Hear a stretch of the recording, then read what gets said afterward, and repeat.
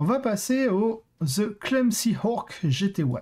Et là, on rencontre une finale dont on a un peu plus l'habitude de voir, Custodes contre Tau. Dans l'armée Custodes, on est élu de l'empereur. Donc on a un Shield Captain en Don Eagle, avec Auric, bon, le classique, voilà, type Up Spear, on a Trajan. On a 1, 2, 3 unités de Custodian Guard avec chacune 2 boucliers. On a un Contemptor Achillus, un Contemptor Galatus, et c'est le Galatus qui est upgrade avec Eternal Pénitent. On a un Vexillus Praetor en armure à la russe avec la Vexilla Defensor, donc ça c'est la light cover. Ensuite on a 1, 2, 3 unités de moto, triple salvo. Ah non, on a une unité avec des 3 bolters Hurricane. Donc là, même critique, je pense qu'il aurait pu se permettre de mettre un bolter Hurricane dans chaque unité et passer à deux salvos, un bolter Hurricane. Donc à voir. Et enfin, dans la liste Tau, donc on est sur un 7 Tau et un spam de Crisis, of course. Donc on a le Commander Forcer qui donne le super OP, qui est en Precision After, Cyclic Ion, Plasma Rifle, Tau Flammer. La Begal Hunter Plate. La Begal Hunter Plate, elle donne un +1 à la sauvegarde, il me semble. Non, +1 à l'endurance. C'est l'endurance ou la sauvegarde, mais en tout cas, c'est la Feel No Pain. Attends, c'est simple, hein, je vais aller ouvrir le codex. Poc, Xenos, Tau. Si vous voulez, Tau. Les Tau sont là. Je représente. Aïe. Alors, Beagle, la Beagle. La Beagle, c'est +1 à la sauvegarde d'armure et une Feel No Pain à 5+. Donc ça veut dire que vu que l'Enforcer est déjà de base à une sauvegarde à 2+, il en sauvegarde 1+, Feel No Pain à 5. C'est pour ça qu'il n'y a pas de générateur de bouclier, donc avec sa sauvegarde 1+, en général, même via les PA-3, il est en save à 4. Il a un shield générateur et un drone, enfin il n'y a pas de shield générateur, il a un shield drone avec le shield générateur et un autre drone avec le marker light. On a l'éthéré avec le Sense of Stone, la Feel No Pain, la Wisdom of Guidance. Oui, il en a trop. Ah non, ça c'est le trait de seigneur de guerre. C'est le trait de seigneur de guerre qui permet à une deuxième unité de pouvoir tirer et faire une action sans la rater. Que de base, les éthérés ont... C'est ça, hein, c'est le trait de seigneur de guerre. Hein. Ouais, parce que le 4, c'est Power of Tides dans les invocations. Donc ça, c'est le trait de seigneur de guerre. Ok, il est sur Overdrone avec le bâton qui lui permet de lancer deux invocations sur 2+, au lieu d'une seule sur 3+. On a une unité de croûte... Une première unité de Crisis avec Missile Pod, double Plasma Rifle et Shield Generator. On a l'Iridium et le Steam Injector sur le Chavre. 2 drones Marker Light et 3 Shield Drones. Unité de Stealth avec la Homing Beacon.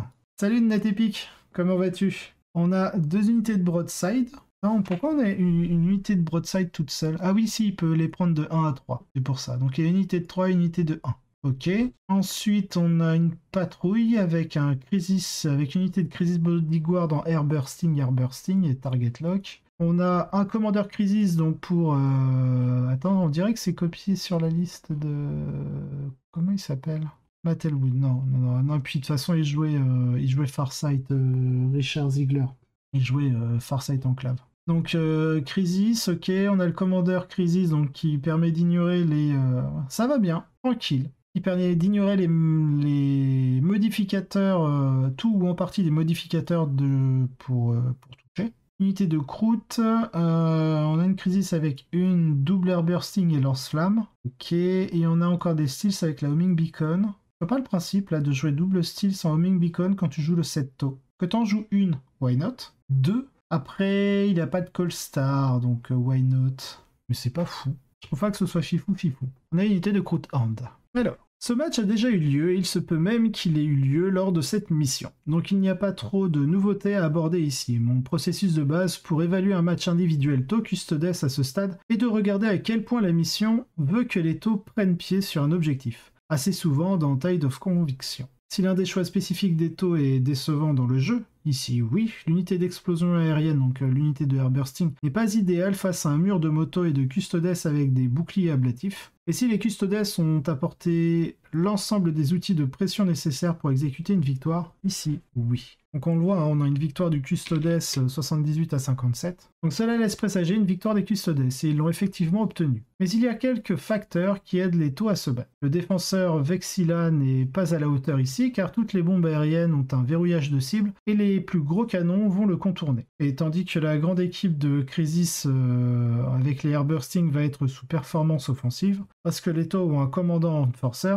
ils peuvent encore servir à un vrai but dans le jeu en ramassant l'objectif sécurisé et en tenant un objectif pour la vie. Ils ont le nombre nécessaire pour absorber un assaut initial des custodes, ce qui signifie que les taux ont la possibilité de marquer des points dans ce jeu, ce que la liste des custodes pourrait certainement refuser à certaines armées taux. Cela leur ouvre un chemin étroit vers la victoire. Appâter les custodes pour qu'ils essaient d'éliminer la grosse unité, faire exploser ce qu'ils ont envoyé avec les broadsides et utiliser l'escouade de fusils à plasma pour essayer d'attraper l'infanterie des custodes, et peut-être que cela fera suffisamment de dégâts pour que les taux puissent gagner grâce à l'autre unité de Crisis qui s'avance avec l'objectif sécurisé, et les commandants qui se déchaînent. Il est clair que cela ne s'est pas produit, mais ma calibration, appuyée par des données solides, de ce à quoi ressemble un bon score de défaite dans cette mission suggère que les taux se sont battus. Oui, parce qu'il n'y a pas une grande différence par rapport à certains match-up aux US et par rapport à leur layout de table. C'est pas... Bon, il y a une certaine différence, mais elle est de 21 points.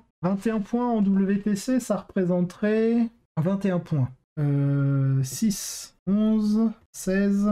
21, 4, donc ça fait 10 moins 4, 6, donc ça ferait un 14-6. Ça représente un 14-6, donc c'est une victoire, mais c'est pas un 15-5. Il faut savoir qu'en général, dans les appariements, au format WTC, quand on parle de victoire sur une partie, on parle de mettre un 15-5. Je crois que c'est de 11-9 à 12-8, c'est plutôt inégal, on va dire.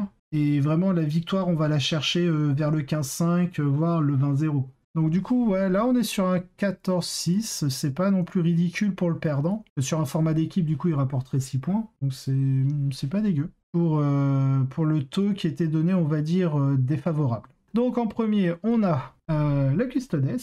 Il n'y a littéralement rien à dire sur cette liste qui n'a déjà été dit dans cet article, sans parler des CI, parce que c'est les CI, du mois dernier. Je suppose que c'est une nouveauté d'avoir 3 motos avec des bolters au lieu de missiles. J'ai l'impression que ça améliore vraiment le jeu des Aeldari Harlequin, parce que vous voulez du volume de tir pour éliminer les aspects ou les troupes qu'ils s'engagent. C'est vrai que beaucoup de saturation, c'est bien.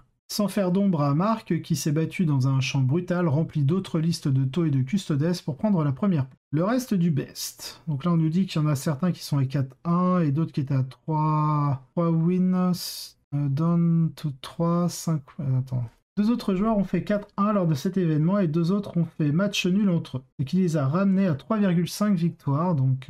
et les a exclus de l'article. Désolé les gars, si vous voulez faire partie de la liste, vous devez obtenir la victoire. Il s'agit de Jack Danger en taux empire, Monsieur D. Fronger, Bringson Down the Line, Tosset, Crazy Spam, et les Black Templars. On va passer... Alors, Black Templar, on va quand même lire les derniers et les plus grands Space Marines s'emparent de la première place. Avec des chapelains doubles, donc ils jouent 2 chapelains, et Elbrecht à leur tête d'un arc-en-ciel de maniaques zélés. Bravo à Daniel pour avoir obtenu la 3e place dans une seule feuille de données répétée.